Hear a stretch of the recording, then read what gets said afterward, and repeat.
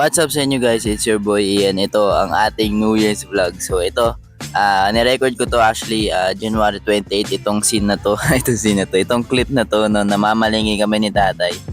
December 28 to, hindi po to New Year. So inagahan namin para makauna rin kami sa mga hipon pati sa mga baboy no.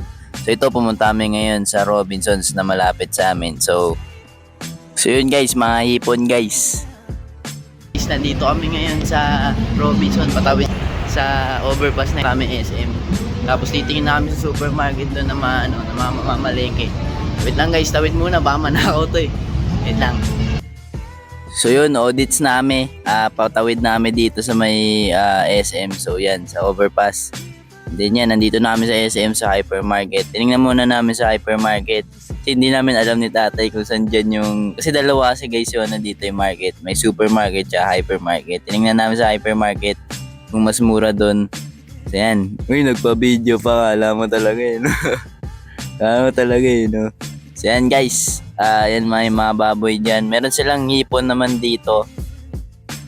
Guys, olats kami dito. Walang crispy pata. Ngayon pupunta kami ngayon sa Robinson ulit. Tatawid kami ulit. Ay, sa supermarket pala dito. Sa hyper tayo eh. Sa hyper kami. Ngayon pupunta kami ngayon sa may hipon sila so ng crispy pata. Wait lang. Ay, success na ating pata ngayon. Ano naman tayo? Hipon. Titingin tayo ng hipon. Ay.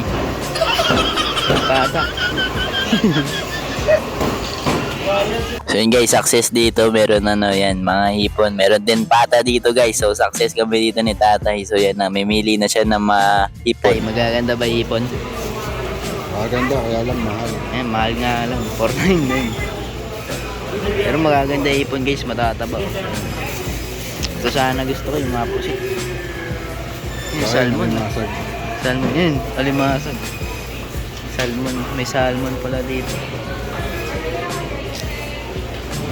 Tingnan ko yung mga kulay ng batok. Guys, tingnan daw ni tatay may mga pula yung batok. Kasi yung mga matataba. Nandito kami ngayon sa namimili kami ng mga ingredients. So yan, mga gulay-gulay. Mahal guys, mahal. 61 pesos. Isang balot na ata naman ng tatay. Tsaka malalaki. Ikaw bala tay. 80 pesos. Lipat, mahal. Gulay yan guys. Pang ito tayo, pang hipon no. Yan sa hipon to guys. Yan, nandito lang kami.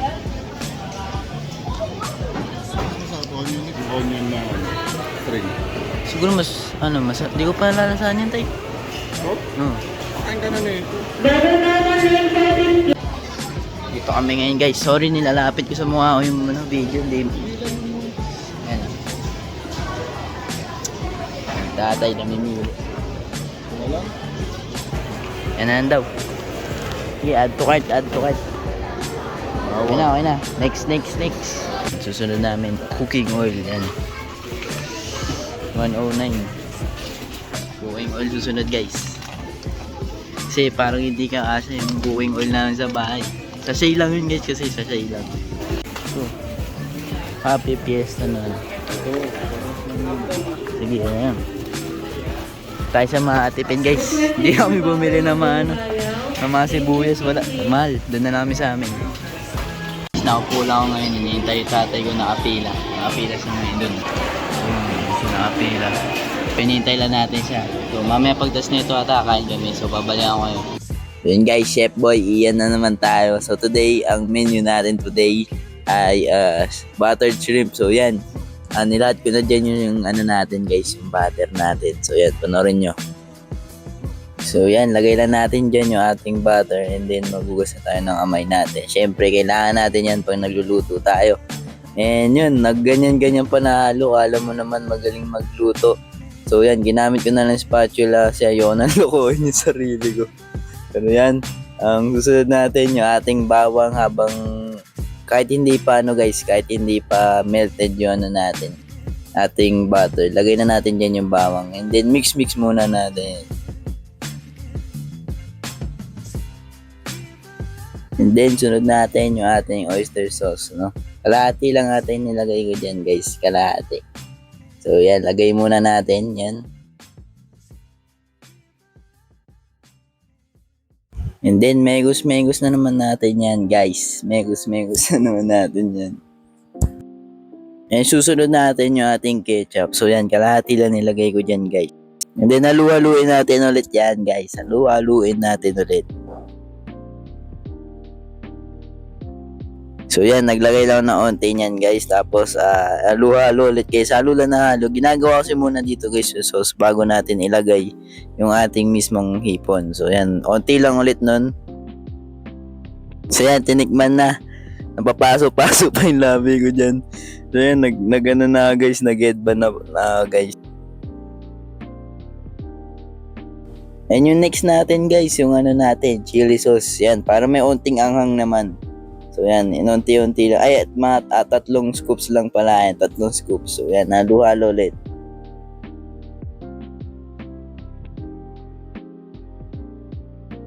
So hindi ko na malayan na nakapost pala yung video, no. So yan, nilagyan ko siya ng onting tubig lang. Yan. So yan si mama. So sa mga nakakala, may video kami sa Facebook guys. Binivideo niya habang nagluluto. So yun yung behind the scenes nun. So ito na, naglagay na tayo ng hipon natin. Masakit sa kamay guys, masakit yan sa kamay. Natutusok ako ng mga bikote niyan. And then yun, halo-halo lang. So makikita nyo dito, agresibo maghalo. Kaya yung outcome niyan, durug-durug yung ulo ng hipon guys. Pero kung kayo magluluto nito, dapat dahan-dahan lang. So yun, nilagyan ko na siya ng onting sugar, no. And yun, halo-halo lang. And then nilagay na natin yung onion leaves. So yun. And sabi ni tatay, wala pa daw anghang. So tinagdahan lang natin ng onti. Kahit onti lang. And then boom, ganun lang kadali guys. Ganun lang kadali magluto ng butter shrimp, no. Basic na basic, kayang-kaya nyo yan. So yan na.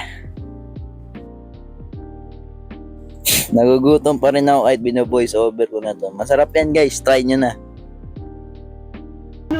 Beng, yan na guys, yan na ang ating buttered shrimp, no. And ito rin pala yung iba naming handa pa. Ito yung mga sausawan. So yan, may suka, may matamis para sa fishball. Tapos yan, may sausawan ng crispy pata. So meron din pala tayong mga pasta dito para kay mama. Kasi sila mama mahilig sila sa pasta, pati yung pinsan ko. And ito na guys, ito na sila mama, sila kuya, sila tatay, sila mga tita o mga pinsan ko. Yan sila Ali. Tsaka yan, si Basti. Yan. Ilagay ko siya. Hi! Pumiyok pa ako dun So ito na sila tatay. Tinuturuan ni tatay si Basti Lucis. So yan. So yun, no, peke pa ata dito yung lighter. Ayaw pa sumindi. Pero sumindi rin naman yan. Ayun, sumindi na guys. So ito na guys, si Basti. No, natutuwa dito kay Basti dahil hindi siya natatakot sa mga paputok, mga ganito, mga bagay. Dahil nung ako guys dati, sobrang takot ako sa mga ganito. So talaga natutuwa ako dahil sobrang tapang niya. Para sa edad niya na yan, sobrang matured niya, no. So ito guys, ito na yung mga paputok, no. Itong moment na to, sobrang hindi ko ma-explain yung nararamdaman ko ng time na yun. Kasi sobrang, alam niyo yun, sobrang tuwan-tuwa ako na buo kami, kasama kami sa ganitong okasyon. And dumaan yung Pasko, yung New Year na buo kami, no. Wala nangyari sa amin na masama. And sobrang thank you kay Lord dahil hindi niya kami pinabayaan this year. Sana next year din. Alam ko naman na gagawin niya ni Lord. So salamat Lord. New Year's Eve is a time to celebrate life in all its beauty. Just like the inspiring fireworks that light up in the sky and then slowly fade away. These fireworks are like our loved ones, who serve as guiding lights throughout our lives. It's important to cherish them and love them with all our heart and soul, because one day, their light will slowly fade away too. So no matter how much we try and bring back those memories back, we're not going to see those beautiful lights again. Let's just try to be the best writer of every pages of our life. To God be the glory. Happy New Year's to all of you there.